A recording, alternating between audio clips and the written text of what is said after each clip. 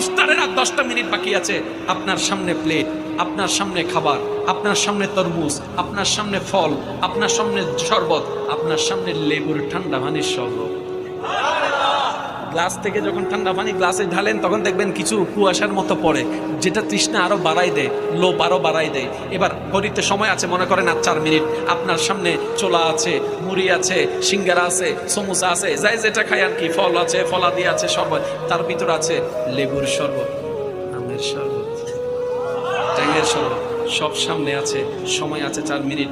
আপনি সব কিছুকে সামনে রেখে হাত দুটাকে গোটে গোটে দরুদ শরীফ পড়তে আছেন, ইস্তিগফার করতে আছেন, দোয়া করতে আছেন, দরুদ পড়তে আছেন, দোয়া পড়তে আছেন।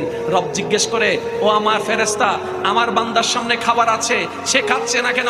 বলে যে মওলা তোমার হুকুমের অপেক্ষায় আছে, তোমার হুকুমের অপেক্ষায় আছে, তোমার হুকুমের অপেক্ষায় আছে, তোমার আদেশের অপেক্ষায় আছে।